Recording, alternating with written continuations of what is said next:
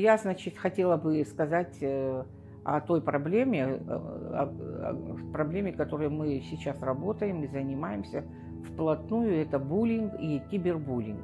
И некоторые из этих проблем, к сожалению, могут привести к фатальным ситуациям.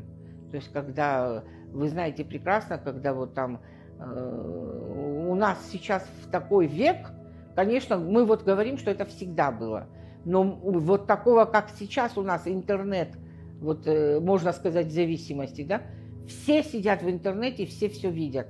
Или когда по мессенджеру пересылаются вот разные там фотографии или что-то такое, и кто-то случайно, что-то специально, и с одной стороны, тот, кто это первый сделал и разослал, конечно, он это сделал с умыслом. То есть вот это и есть тоже травля, и начало травли. И начинается вот это обсуждение. Люди совершенно которые не знают или же не информированы, или же не знают ничего о деятельности какого-то человека, да, на самом деле, они начинают верить вот этим вот таким негативным или, как сказать, анонимным всяким вбросам, а в итоге он может привести к тому, что вот это и есть преступное, оно носит преступный характер.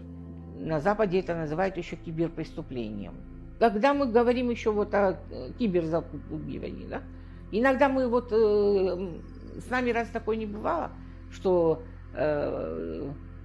я, конечно, редко это в себе терплю, я имею в виду, не пишу о том, что вот если я что-то увидела, там, да, допустим. А есть ведь люди, которые не пишут. Когда ты говоришь, вот напиши об этом, пусть люди знают, что такое произошло и так далее. Люди боятся. То есть это получается, вот представляете, что буллинг имеет последствием своим страх. Люди боятся написать, потому что там, она говорит, потом такое начнется. Анонимы придут и начнут такие вещи писать против меня, мол. Понимаешь? Я так удивилась, но с одной стороны я понимаю это. Буллинг ведь он разный бывает. И психологический, не дай бог, сексуального характера тоже бывает. Бывает и физически. Мы не проводили широкого исследования такого, да? Но мы сталкиваемся, когда вот берем всякие случаи, когда мы хотим, интересуемся в школах, или же вообще в основном в школах, да? Или же то, что говорят наши психологи, получается, что он есть, и он, к сожалению, имеет широкое распространение. Дети оказываются на очень такими, вот как сказать, восприимчивыми, что ли, да? Они сразу же воспринимают в свой адрес вот это негативное, и они потом не могут с этим совладать, а жить с этим им очень трудно. Понимаете это? Не все приходят и рассказывают об этом дома. Вот когда есть такие дети, которые открыты, и у них хорошие очень взаимоотношения со своими родителями, вот тогда, конечно же, это хорошо. Есть резолюции ООН, Совета Безопасности, которые очень большое влияние, не влияние, а внимание уделяют таким вещам. Понимаешь?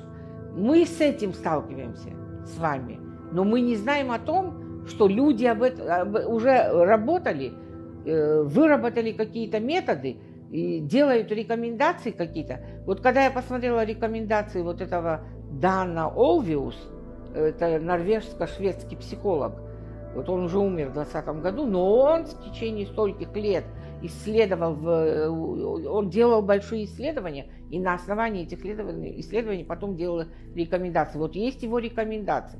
Почему бы нам тоже не воспринять эти рекомендации, не посмотреть? И я уверена, что там очень много рекомендаций, которые помогут и учителям, и директорам, и родителям бороться с травлей, как говорится, с буллингом, и не допустить его.